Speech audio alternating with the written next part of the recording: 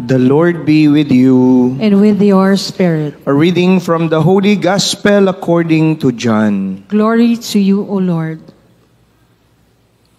Since the Passover of the Jews was near, Jesus went up to Jerusalem. He found in the temple area those who sold oxen, sheep, and doves, as well as the money changers seated there. He made a whip out of cords and drove them all out of the temple area with the sheep and oxen, and spilled the coins of the money changers and overturned their tables.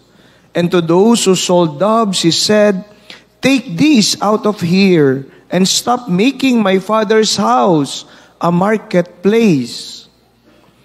His disciples recalled the words of Scripture, "Zeal for your house will consume me." At this, the Jews answered and said to him, "What sign can you show us for doing this?" Jesus answered and said to them, "Destroy this temple, and in 3 days I will raise it up." The Jews said, "This temple has been under construction for 46 years, and you will raise it up in 3 days?" But he was speaking about the temple of his body. Therefore, when he was raised from the dead, his disciples remembered that he had said this, and they came to believe the Scripture and the word Jesus had spoken. Friends, the Gospel of the Lord. Praise to you, Lord Jesus Christ. Please be seated. Good morning!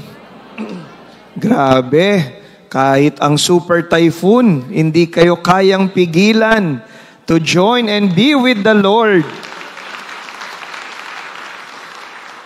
Aagos ang blessing yata today, no, sa inyo. And we pray for those who are already suffering because of this.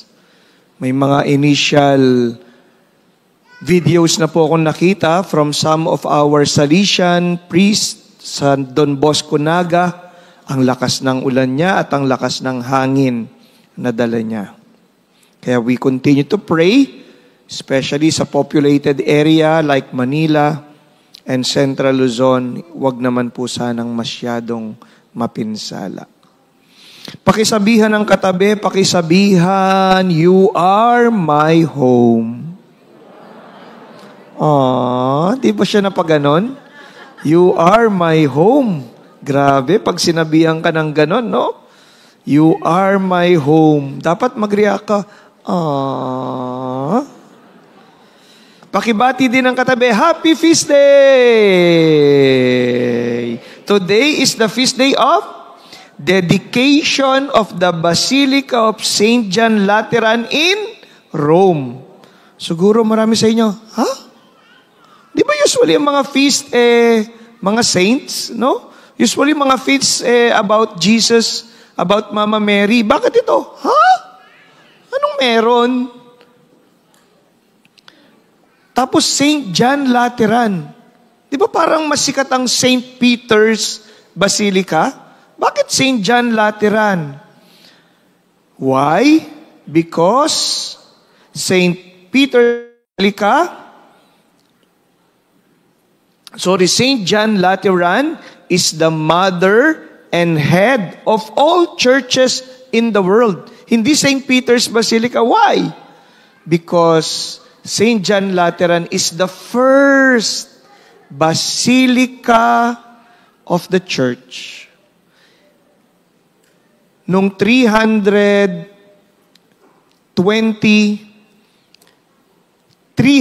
years before St. Peter's Basilica, nandun na ang St. John Lateran. Remember that time the Catholics were being persecuted, the Christians were being persecuted, and it stopped only when the Emperor Constantine was converted to Catholicism, and then he made Catholicism the official religion of the Roman Empire. Doon po ulit talaga uusbong ang ating simbahan. And the first church that was made, Saint John Lateran. So for 300 years, ang center of the church is Saint John Lateran. Kaya siya yung mother of all churches. At nandun ang katedra, nandun yung upuan, nandun yung seat of government ng Bishop of Rome. Kaya ganun kahalaga ang simbahan na ito. And of course, it's not the stones that we celebrate. It's the people who built and the people who continues to build the church. And so if you would ask me, what is a church? For you, what is a church? For me, it is a home. H-O-M-E. Nakadalaw po ba kayo sa sementeryo? Nakadalaw ba kayo sa sementeryo? Taas nga ng kamay ang mga nakadalaw ng sementeryo. Yan. Kung hindi man kayo nakadalaw, may chance pa daw, no?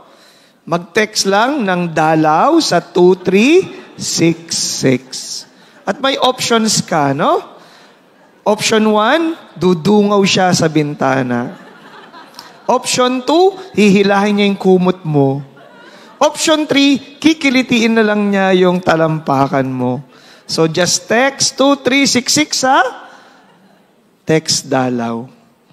Nakadalaw po ako sa mga parents ko in Tarlac.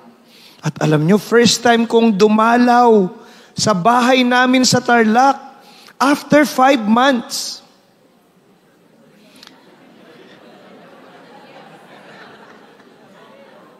Bakit? Kasi dati, nung naka-assign po ako sa Canlubang, every month nakaka-uwi ako. Ngayong na-assign ako sa Don Bosco, Mandaluyong, naku! It's a big, big responsibility. Hindi na po ako nakauwi. First time kong umuwi, nung Undas. Kasi ayokong ang parents ko ang bibisita sa akin sa Mandaluyong. Pero it was a wonderful time just to be back home. And I celebrated Mass at home with my siblings and then punta ng sementeryo. But really, it always feels good to be home. Especially with your loved ones. Do you feel the same with the church? Do you feel the church is a home? Do you feel the feast is a home? Uwi na yung hindi.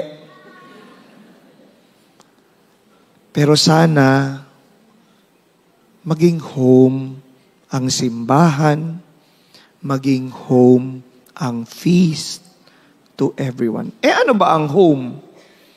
3 things. For me, the church is a home because it gives life and nourishment. Pakiulit nga yung last 2 words. Life and nourishment. Are you nourished in the feast? I'm sure very much. Magaling na, gwapo pa. Si Brother Aaron, no? Lilibre daw niya ako mamaya kaya... Pero be nourished. By what? The Word of God. Be nourished by what? The body of Christ. The sacraments of the church. Kaya sana, if parents prepare food for their children's bodies, let the church prepare food for the soul. Kaya, palakpak sa mga families na nandito ang kanilang mga chikiting. Very good yan, no? Bring your chikiting. Kahit makulit pa yan, okay lang. Kahit maingay pa siya, okay lang yan. Basta bring them to church. Pagkapanganak pa lang hanggang lumaki. Pag ayaw na niya, huwag niyong bigyan ng baon. Pagalitan niyo, awayin niyo, pero please, fight that they go to church. And if they don't go dahil malalaki nila, pero at least inaway niyo sila. Enough na yon. At least pinagalitan niyo sila. Pag mag-isa na yon, makukonsensya rin yun. At balang araw, makukonsensya din siya. Pero Huwag niyong isuko that the church becomes a source of nourishment for everyone, especially your children. Second, aside from the church being a source of nourishment, the church is a home where everyone belongs and is loved. Let the church be a welcoming place for everyone. No? The sinners are welcome. Kaya maling-mali yung mentality na makasalanan ako, di ako magsisimba. Yung promise ko, di ko nagawa, kaya hindi na lang ako lalapit kay Lord. Hoy, mali! Baligtad! All the more. If you're a sinner, go to church. Yung mga contractor dapat nandito. Yung mga engineer dapat nandito. The church should not close its doors to people. I really, one time, may batchmate po ako, sumikat siya bigla. Some years back, isa siya dun sa mga iniimbestigahan sa Senate. Colonel siya. At classmate ko siya, as in, we belong to the same classroom. Marami kaming beses kumain sa McDo. And then nag-PMA siya. And then naging colonel siya, naging provincial commander siya ng Pampanga. And then nakita ko, nandun siya sa Senate. At nakulong siya. And immediately when I saw that, I visited him. For many, I think, after 30 years na hindi namin pagkikita, that was the first time na nagkita kami. Pero I went to the city jail of Pampanga to see him. I just wanted to make him feel everyone may judge you, but the church loves you. And if you are a sinner, all the more, the church and the Lord loves you more. Feel welcome. Feel welcome. Kaya sana let us understand each other if we are struggling in the church. And the last, the church is a home. At kung bahay yan at pamilya natin yan, merong isang bagay na required. Kung dyan ka nanonorish, dyan ka accepted, aba sana, ipaglaban mo naman ang simbahan. Ipaglaban mo naman ang pamilya mo. Di ba when your family is attacked, what do?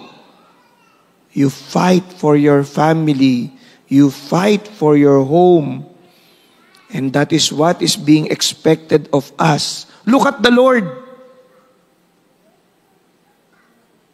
Talagang nagwala si Lord dun sa temple. Imagine may gumawa pa siya ng whip at pinaghampas-hampas niya talaga silang lahat para lumayas doon dahil ginawang marketplace na ang simbahan. Zeal for your house consumes me. Yung first reading kay Ezekiel, it's a flowing water where the water touches everything. There is life. The church nourishes us.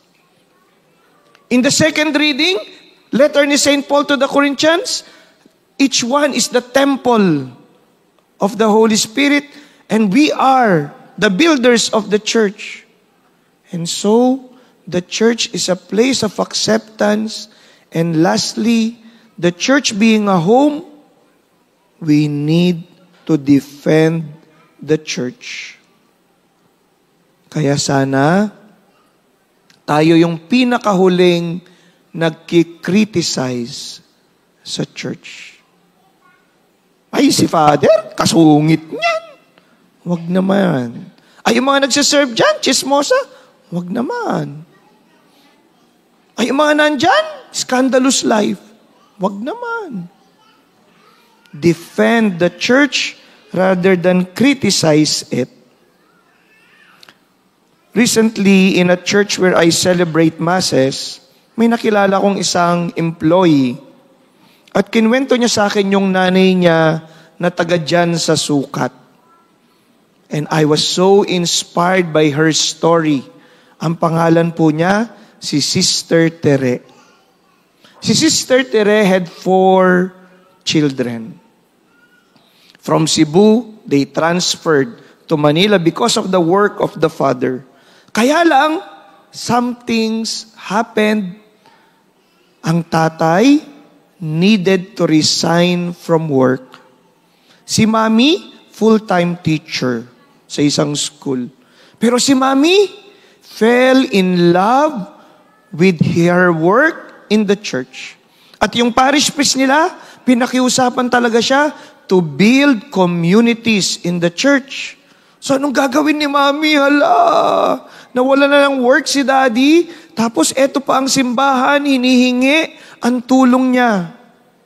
What did she do? She resigned from work too.